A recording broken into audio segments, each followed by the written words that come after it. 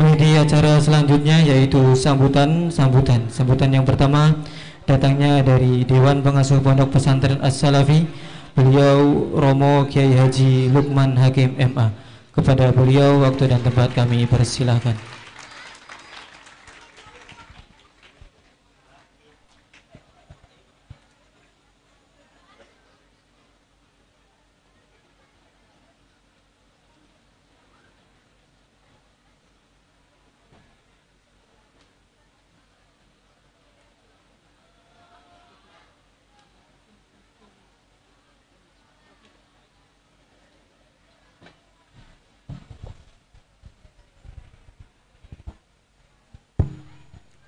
Bismillahirrahmanirrahim. Assalamualaikum warahmatullahi wabarakatuh.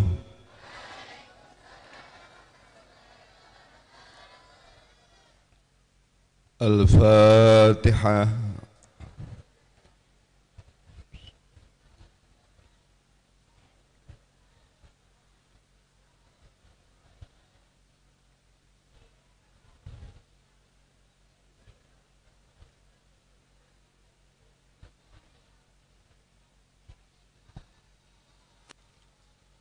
Alhamdulillahi Rabbil Alamin. Wabihi nasta'inu ala umuri dunya wad din. Wa la hawla wa la quwata illa billahil aliyil azim. Asyhadu an la ilaha illallah wahdahu la syarika lah. Wa asyhadu anna Muhammadan abduhu wa rasuluh. Allahumma salli ala Sayyidina Muhammad wa ala ali Sayyidina Muhammad. Rabbi shrah li sadri wa yassir li amri wahlul 'uqdatam min lisani yafqahu qawli, amma ba'd. Yang sama-sama kita muliakan Dewan Pengasuh Pesantren As-Salafi. Dalam hal ini ada Dinda Dr. Kiai Haji Wawan Arwani. Dalam kesempatan ini juga hadir beberapa narasumber, dan ada salah satu narasumber yang saya kenal dekat. Siapa tahu ada yang tertarik pengen niru. Siapa tahu ada yang tertarik pengen belajar. Ada seorang santri yang dia latar belakangnya dari santri yang tidak mampu. Di pondoknya menjadi khodim, dan setelah mondok mencoba merintis bisnis. Hari ini bisnisnya omsetnya miliaran.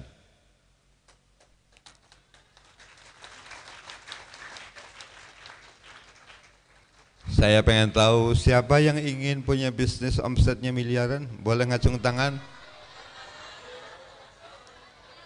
Lah, nanti narasumbernya ada, yaitu namanya Kiai Haji Purnomo. Beliau adalah Ketua LPNU Jawa Barat. Nanti dari As-Salafi juga ada pengusaha, ada notaris, alim, jaringannya luar biasa. Asetnya juga miliaran.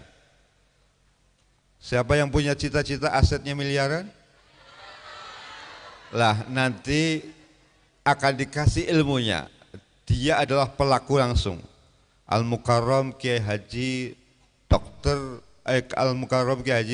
Solihin MKN. Beliau notariat, sekaligus beliau nanti akan berbagi ilmu.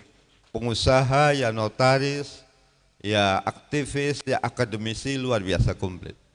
Ada narasumber lagi, Pak Teguh. Selamat datang Pak Teguh.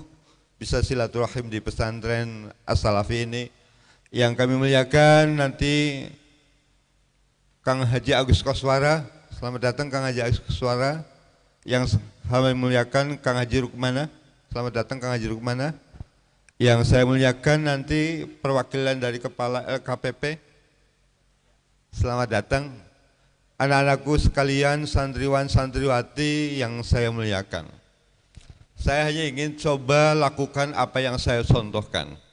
Ini uji apakah kalian masih cukup fokus atau tidak. Kalau kalian ternyata bisa melakukan seperti halnya apa yang saya lakukan, itu tandanya masih fokus. Kalau masih fokus, berarti saya rekomendasikan para narasumber ini layak untuk mentransformasi ilmunya. Silakan nanti perhatikan apa yang saya contohkan, setelah itu lakukan. Pada hitungan ketiga lakukan. Bismillahirrahmanirrahim. Ya, 1, 2, 3. Sekali lagi, nggak apa-apa narasumber juga boleh menirukan. Sekali lagi ini, saya contohkan. Oke, pada hitungan ketiga mulai. 1, 2, 3. Ya, terima kasih. Ternyata dari yang saya contohkan begini, saya tidak melihat satupun yang berani begini. Artinya, apa yang kita lakukan itu ternyata berdasarkan contoh. Kalau kita dapat contohnya kecil, pasti kita hanya akan bisa kecil. Tetapi kalau kita dapat contohnya besar, maka kita juga akan bisa besar. Sekarang yang kedua, lakukan apa yang saya contohkan, sama passwordnya. Pada hitungan ketiga lakukan, 1, 2, 3. Ya, ternyata saya tidak menemukan yang melakukannya dengan begini. Apa? Karena lagi-lagi contoh. Nah, saya hanya ingin sedikit belajar contoh. Pebisnis sejati yang dia mendapatkan predikat hasanah fid dunya, hasanah fil akhirah. Jadi sering kita itu dikritik, kita itu dikasih sosok contoh luar biasa, tetapi nyata-nyata kita tidak pernah menirunya. Coba siapakah di antara 25 nabi yang jejak menjadi pebisnisnya paling kuat? Yang jejak menjadi pengusahanya paling kuat? Ternyata hanya satu. Beliau baginda Rasul itu memulai bisnisnya sejak usia 11 tahun. Coba di antara ini, apakah termasuk juga narasumber ada yang memulai bisnisnya sejak usia 11 tahun? Nggak ada. Secara starting kita sudah kalah. Beliau baginda Rasul memulainya startingnya di usia 11 tahun.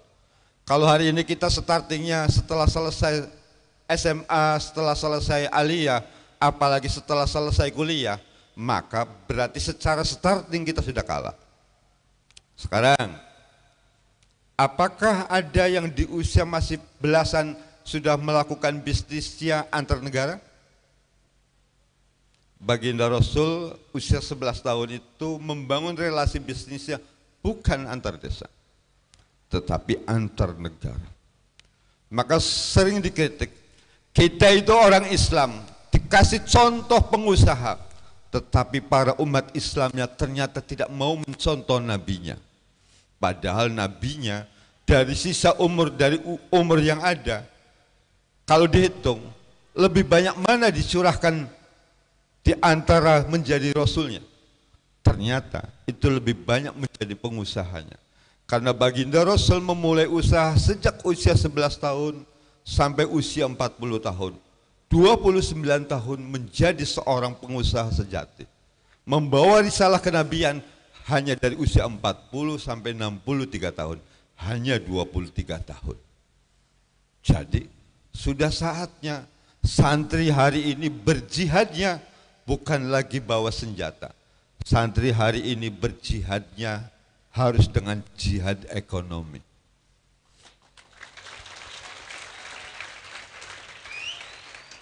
Kita ini mestinya betapa tersanjungnya yang memberikan predikat kita sebagai umat terbaik tidak tanggung-tanggung. Kita itu kalau mau lihat di Al-Quran itu dikategorikan sebagai kuntum khairu ummah. Umatnya baginda Nabi besar Muhammad itu disebut sebagai umat terbaik di antara umat-umat yang ada. Pertanyaannya, kalau kita diajarkan oleh guru yang terbaik, kira-kira kita akan bisa jadi murid terbaik enggak? Padahal kenapa kita umatnya Nabi Muhammad menjadi umat yang terbaik kalau dari sisi usia kita itu usianya di bawah 100 tahun. Dibanding umat lain yang usianya bisa ratusan tahun. Dari sisi kuantiti ibadah jauh. Dari sisi kuantiti ilmu pengetahuan boleh jadi jauh. Karena usia kita jauh, usia kita berada hanya di kisaran 100 tahun ke bawah. Sementara umat-umat Nabi yang lain justru usianya bisa ratusan tahun. Tetapi kenapa kita dikasih predikat sebagai khairu ummah? Karena ternyata kita dikasih contoh guru yang terbaik. Contoh guru terbaiknya tidak tanggung-tanggung. Dia mendapatkan predikat sebagai khairul anbiya. Maka saya pengen tahu, coba yang cita-citanya tidak pengen jadi kiai, tetapi pengen jadi pengusaha, ngacung. Ya Allah yang ngacung, saya doakan masuk surga. Kenapa kok saya menjadi kelihatannya lebih materialistik? Saya punya argumennya. 10 sahabat yang digaransi dijamin masuk surga, 10 itu ternyata 7-nya adalah pengusaha, yang kiainya 3. Jadi lebih banyak mana jalan surga antara jalur pengusaha dengan jalur kiai? Tuh. Oleh karenanya, ayo 1 sampai 10 orang terkaya di Indonesia, berapa yang muslim? Berapa yang muslim? 1. Apakah 1 itu santri? Tidak. Di mana santrinya? 1 sampai 100 orang terkaya di Indonesia, berapa yang muslim? Hanya 5. Mana yang 5 itu santrinya? Tidak ada. Jadi apa mungkin kita akan melakukan mengisi negara ini dengan baik sementara di peta ekonominya kita jauh tersisih? Rasa-rasanya tidak. Kalau kita ingin membangun negara Indonesia menjadi baldatun thayyibatun, kalau kita ingin bangsa Indonesia menjadi ekonomi yang terdepan, tetap saja saya selalu optimis kalau santrinya ekonominya terdepan. Kenapa? Nah, Indonesia itu mayoritasnya Muslim. Muslim Indonesia itu mayoritasnya NU. NU itu mayoritasnya santri. Artinya, kalau santrinya maju, maka NU-nya maju. Kalau NU-nya maju, maka Muslimnya maju. Kalau Muslimnya maju, maka Indonesianya maju.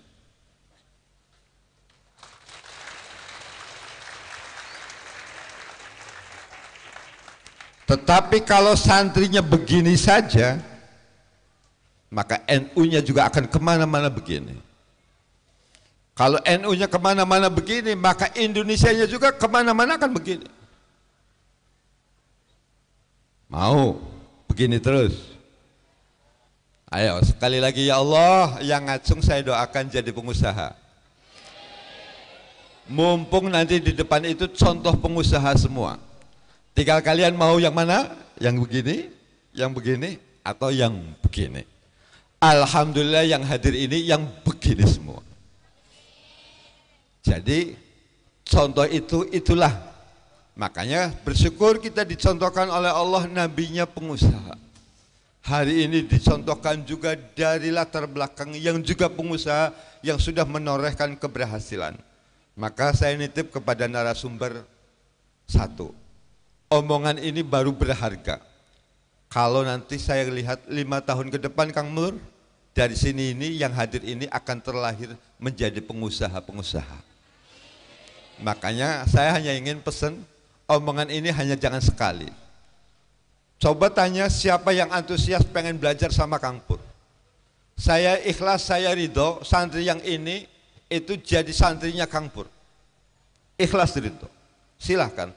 Asal dipastikan bahwa nanti jadi pengusaha-pengusaha. Itu saja, terima kasih, semoga bermanfaat. Assalamualaikum warahmatullahi wabarakatuh.